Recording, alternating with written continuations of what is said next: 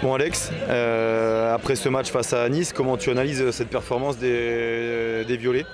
Écoute, il y a eu des bonnes choses, il y a eu je trouve de la résilience par période, il y a eu un état d'esprit qui était plutôt cohérent sur des choses, cette envie d'être résilient, cette envie d'avancer, cette envie de vouloir bien faire, mais c'est pas suffisant. Il y a eu trop de manquements par secteur ce soir pour qu'on puisse être satisfait sur la globalité. Est-ce qu'on prend le chemin des choses cohérentes? Oui. Est-ce qu'on prend le chemin de l'envie de continuer à avancer dans notre projet? Je crois.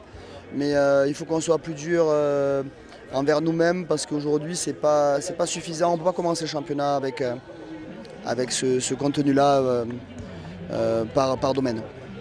Et qu'est-ce qu'il a manqué du coup justement à cette équipe ce soir? De l'expérience collective évidemment, et c'est la chose la plus criarde, mais ça par contre on le savait. Donc de ce point de vue-là, on ne peut pas être surpris.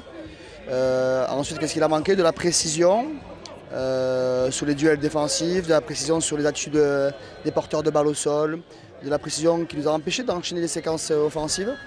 Et de la précision qui nous a empêché de couper sur des séquences longues où on était plutôt en place, où on n'a pas essayé de plaquer plus haut, plus fort, qui nous a empêché de mettre en place ce qu'on voulait faire réellement. Donc ouais, plutôt de la précision ce soir. Ouais. Ce match t'a quand même permis de faire une revue d'effectifs avec 32 joueurs qui sont utilisés. Tu as quand même gardé 10 joueurs qui ont pas joué ce match. Comment tu as géré ton effectif sur cette fin de stage? 14 du coup qui n'ont pas joué ce soir. L'intérêt c'était aussi permettre aux joueurs de la Blast Academy d'engranger des temps de jeu et de se montrer. Donc il y en a certains qui ont saisi leur opportunité, d'autres qui seront un peu plus en difficulté et qui devront repasser par un PID, un plan de développement individuel pour leur permettre de revenir avec nous. Donc des bonnes choses, des joueurs en développement, mais qui nécessitent à mes yeux encore du travail et qui devront repartir sur le centre de formation et les espoirs pour progresser et pouvoir revenir avec nous. Et pour terminer, le programme là, des prochains jours? Mais là, les joueurs vont partir en week-end, donc ils vont rentrer à 2-3 heures du matin avec le bus.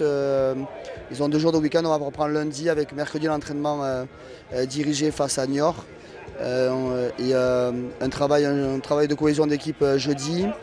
Et pour ensuite basculer sur des dimanches 17 format championnat et l'opposition qui va nous attendre, Bordeaux et ensuite Provence. Merci Alex.